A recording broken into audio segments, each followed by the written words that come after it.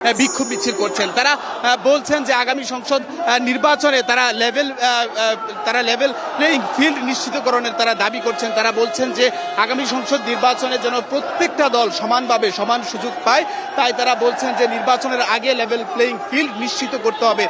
এবং তারা দাবি করছেন যে এই বর্তমান যে অন্তর্বর্তীকালীন সরকার রয়েছে তাদেরকে মূলত বসানো হয়েছিল সংস্কার, বিচার এবং নির্বাচনের জন্য, কিন্তু বর্তমান সরকার শুধু নির্বাচন করছে। তারা তাদের যে দলের যে সিনিয়র নায়েবে আমির সৈয়দ মোহাম্মদ ফয়জুল করিম তিনি দাবি করছিলেন যে এই সরকার ক্ষমতায় বসার পর থেকেই তারা কোনো সংস্কার, তারা চোখে পড়ার মতো কোনো উল্লেখযোগ্য কোনো সংস্কার কিংবা কোনো বিচার করতে ব্যর্থ হয়েছে। তিনি বলছেন যে বাংলাদেশের মানুষ পিআর পদ্ধতিতে নির্বাচন চায়। তিনি বলছেন যে পিআর পদ্ধতির যদি খারাপ দিক 2% থাকে তাহলে এর ভালো দিক রয়েছে প্রায় 98%।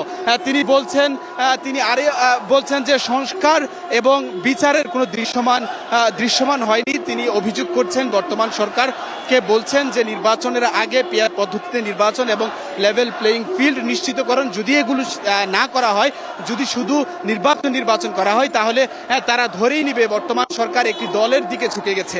তিনি এমনটা অভিযোগ করছেন। তিনি বলছেন যে পিআর পদ্ধতিতে নির্বাচনের দাবি যেহেতু অধিকাংশ দল করছে, তিনি বলছেন সরকার প্রয়োজনে সাধারণ মানুষ থেকে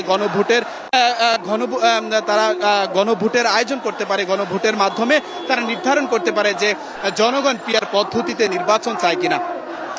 যদি জানিয়ে রাখতে চাই যে আজকের এই কর্মসূচিটি তাদের পূর্ব নির্ধারিত কর্মসূচি। তারা শুধু আজকে নয়, আগামীকালকেও তাদের কর্মসূচি রয়েছে। আজকে শুধু ঢাকা শহরে 7টি ইসলামিক দল আজকের এই কর্মসূচি দিয়েছে। সাধারণ মানুষেরও ভোগান্তি আমরা দেখতে পেয়েছি।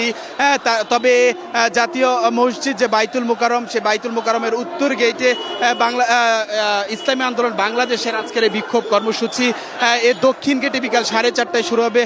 বাংলাদেশ জামায়াত ইসলামেরটা এবং প্রেস ক্লাবের সামনে আরো 3টি দল করবেন। তবে আজকে এই 7টি দল যেই আমরা এখন আবার কথা বলবেন ইসলামী আন্দোলন বাংলাদেশের সিনিয়র নায়েবে আমির সৈয়দ মোহাম্মদ ফয়জুল করিম। আমরা সরাসরি চলে যাব সেখানে। তাদের বাংলাদেশের জনগণ ঐক্যবদ্ধভাবে তাদের দাবি আদায়ের জন্য যেই পদক্ষেপ, যে কর্মসূচি পালনের দরকার হয়, তারা সেই পদক্ষেপ এবং সেই কর্মসূচি অবশ্যই পালন করবে। কাজে আল্লাহ পাক আমাদেরকে এবং আমাদের সবাইকে জনগণের সাথে কাজ করার এবং ইসলামের সাথে কাজ করার তৌফিক দান করেন। আমা আলাইনা ইল্লাল বালাগ। আল্লাহুম্মা আমিন। اللهم احفظنا من كل بلاء الدنيا وعذاب الآخرة.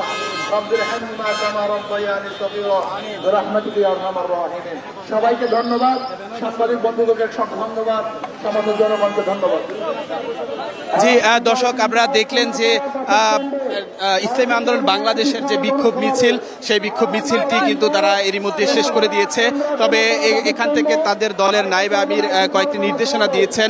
তারা বলছেন তাদের যে দাবি পিআর পদ্ধতিতে নির্বাচন, সেই দাবিটি শুধু ইসলামী আন্দোলন বাংলাদেশের নয়, বাংলাদেশের অধিকাংশ রাজনৈতিক দলের এবং বাংলাদেশের অধিকাংশ মানুষের এটি দাবি তিনি বলছেন। তবে আমরা কয়েকজনের সঙ্গে একটু কথা বলার চেষ্টা করব ইসলামী আন্দোলন বাংলাদেশের যারা এখানে উপস্থিত আছেন। আমরা কয়েকজন নেতার সঙ্গে কথা বলার চেষ্টা করব। মূলত আজকে কিসের দাবি?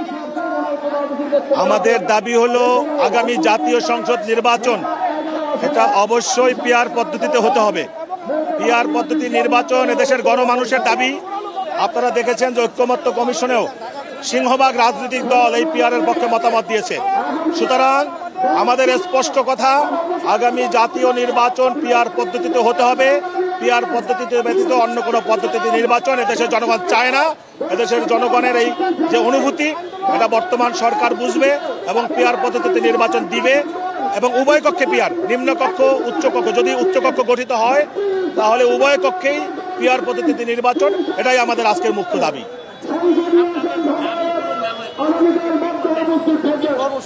আমাদের ধারাবাহিক কর্মসূচি চলমান আছে। আমরা বিশ্বাস করি অন্তর্বর্তীকালীন সরকার এদেশের গণমানুষের আকাঙ্ক্ষা বুঝবে এবং গণমানুষের আকাঙ্ক্ষাকে তারা মূল্যায়ন করবে এবং পিআর পদ্ধতি বাস্তবায়ন হবে ইনশাআল্লাহ। আমাদের নেতৃবৃন্দ বলেছেন আমাদের এই মুহূর্তের বক্তব্য, পিআর ছাড়া আমরা নির্বাচনে যাব না। বাকি সময়ের প্রেক্ষিতে ঊর্ধ্বতন নেতৃবৃন্দ বসে যে সিদ্ধান্ত গ্রহণ করবেন সেই সিদ্ধান্তই আমরা মেনে নেব ইনশাআল্লাহ। এদেশের ৮০% উপরে মানুষ পিয়ার চায়, তো কাজেই এটা অবশ্যই বাস্তবায়ন হবে। আমরা শতভাগ আশা করি যেটা বাস্তবায়ন হবে ইনশাআল্লাহ।